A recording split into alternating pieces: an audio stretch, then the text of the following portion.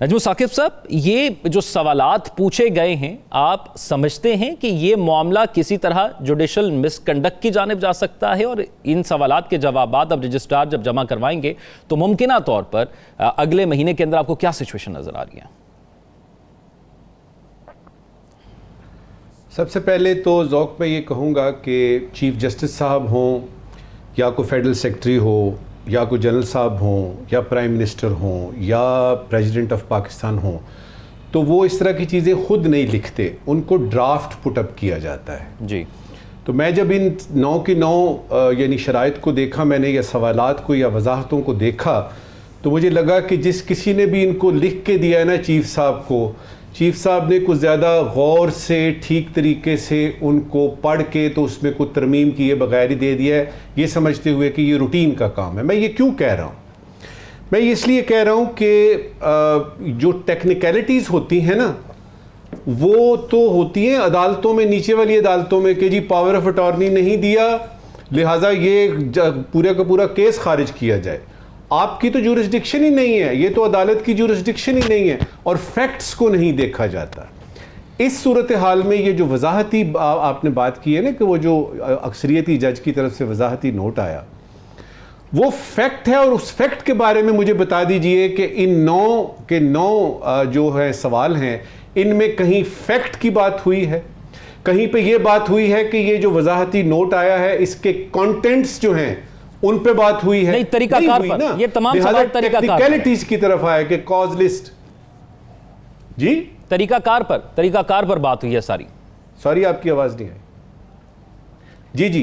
Technicalities में डाल देते हैं ना। कोई अच्छा वकील हो ना, अगर आपने अदालतों के चक्कर लगाए हैं कभी, अच्छे वकील को जब ये पता हो ना कि फैक्ट्स पे बात नहीं हो सकती, केस कमजोर है, तो वो इस तरह की बात करता है कि सर आपकी तो जुरिस्डिक्शन ही नहीं है, और ये जो पावर ऑफ अटॉर्नी आया था ये तो हुआ ही नहीं, और लिमिटेशन एक्ट के मुताबिक जो है तो टाइम बार हो चुका है, उसी बेसिस पे वो केस जो है वो यानी खारिज हो जाता है।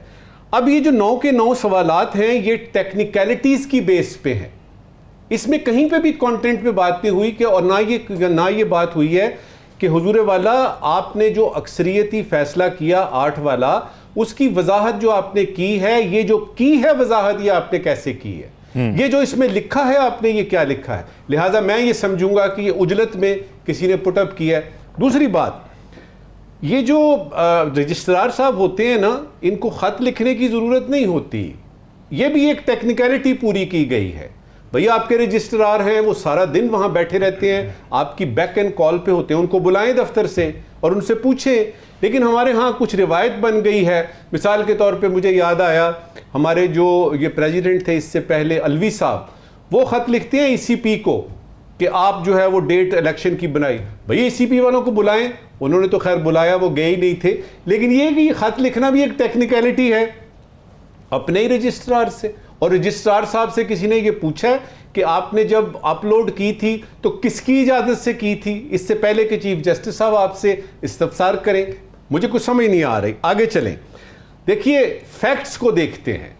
फैक्ट नंबर 1 ये है कि ये अक्सरियती फैसला आया, बिल्कुल, और इसमें पीटीआई को एक पॉलिटिकल पार्टी बहैसियत एक सियासी जमात के तस्लीम किया गया, और इसमें और जो मखसूस नशिस्तें हैं वो पीटीआई को दी गई। दूसरा फैक्ट ये है कि अभी जो यानी नेशनल असेंबली की अगर हम बात करें तो वो सुन्नी इत्तेहाद को दे दी गई हैं कुछ सीटें, उसमें यानी एक खत जो है वो स्पीकर साहब भी लिख रहे हैं। उसके बाद ये है कि जो जजों की वजाहत है वो देख ही नहीं रहा कोई कि वो कितनी टाइमली थी।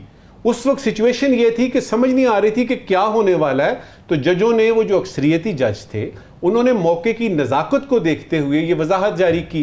क्या हर्ज है उसमें, भाई फैसला तो ऑलरेडी आ चुका है।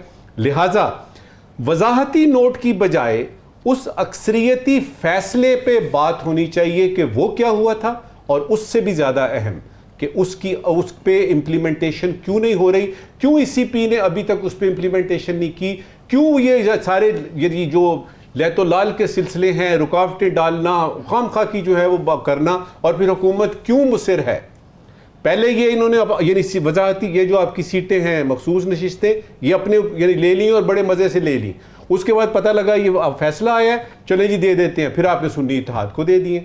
बाबा जो फैसले में लिखा हुआ है वो पीटीआई को जानी है, तो ये सारा कुछ जो है, इससे मुझे यानी बॉटम लाइन मेरी क्या निकलती है? बॉटम लाइन ये निकलती है कि सुप्रीम कोर्ट के अंदर भी कोई खलफशार है, सुप्रीम कोर्ट के अंदर भी कुछ धड़े बने हुए हैं। मैं इस पर ज्यादा तफसील से इसलिए बात नहीं करूंगा कि असल मुझे सूरत हाल का नहीं पता, लेकिन जो शवाहिद नजर आ रहे हैं उसके मुताबिक ये है कि ना सिर्फ अदलिया और हुकूमत आमने सामने है, आंखों में आंखें डाल के खड़े हुए हैं, विद इन द गवर्नमेंट और विद इन ये जो आपकी अदलिया है, इनमें भी मसले मसाइल हैं और फैक्ट्स को कोई देख नहीं रहा, अदालती फैसलों को कोई देख नहीं रहा, उसकी इंप्लीमेंटेशन नहीं हो रही, इसको कोई नहीं देख रहा, अपनी मनमानी करने के चक्कर चले हुए हैं और इस तरह से हुकूमतें, अदलिया, इंतजामिया नहीं चलते, मुल्क नहीं चलते। नजमुल साकिब साहब, ये एक दो अहम मामलात है, सिंतास मुआहदे का जिक्र जहाँ पर किया गया है, फिर कश्मीर में इंतखाबात जो हो रहे हैं उसका जिक्र किया गया है, तो एक कितना बड़ा मौका होता है ये कि आप अपना मौक़िफ़ पूरी दुनिया के सामने रख देते हैं और फिर इसके इम्पैक्ट्स भी होते हैं क्या? देखिए, सबसे पहले ये बात नोट करने की है ना, वो ये है कि ये कोई बायलैटरल मीटिंग नहीं हो रही, ये कोई दो मुल्कों की बात नहीं है। और जब आप यूनाइटेड नेशन जनरल असेंबली में जाते हैं या यूनाइटेड नेशंस में जाते हैं तो आपको ब्रॉडर आपको बात करनी पड़ती है। मिसाल के तौर पे अगर आप दहशतगर्दी की बात करके सिर्फ़ और सिर्फ ये फितना और ख़वारिज की बात करेंगे, टीटीपी की बात करेंगे, तो वो लोग गौर से सुनेंगे नहीं।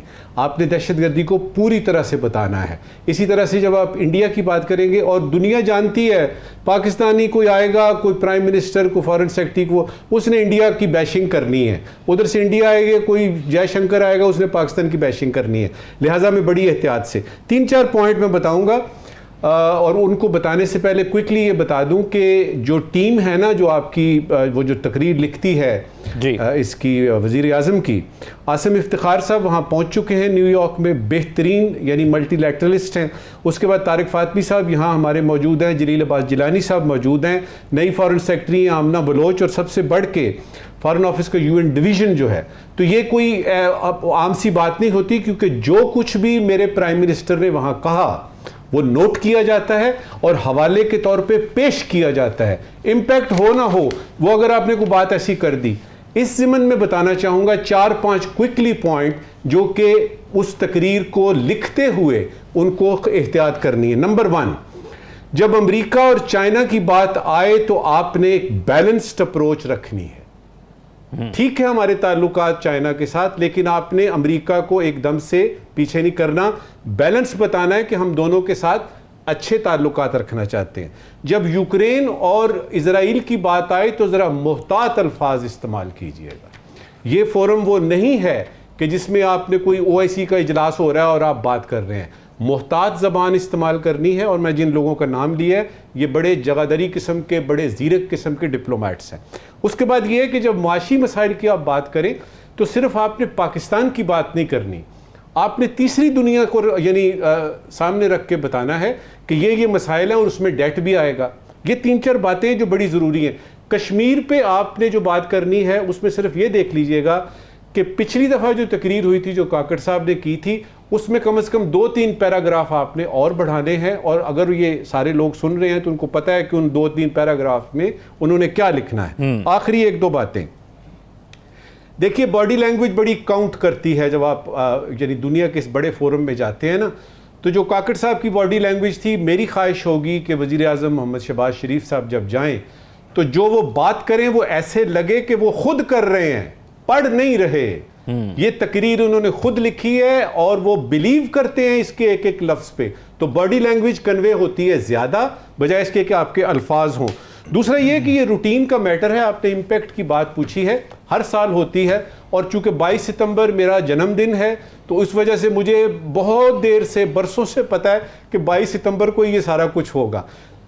तवक्को ये है मेरे अपने प्राइम मिनिस्टर से कि वो वहाँ जाएं और ये सारा कुछ जो मैंने बताया है ये तो करेंगे ही। नरेंद्र मोदी से मुलाकात करने पे जोर ना दे। एक तो हम ये जो लेट जाते हैं, बिछ जाते हैं ना, यानी जो आपके जो दोस्त ममालिक हैं उनसे तो आप करें, लेकिन इंडिया की तरफ इतना ज़्यादा ना झुकाव रखें कि नहीं जी उनसे मुलाकात करनी है। इसमें आप ज़रा अपने मुल्क की डिग्निटी का ख्याल कीजिएगा। ये 4-5 बातें हैं, मेरा ख्याल है इनका ख्याल रखा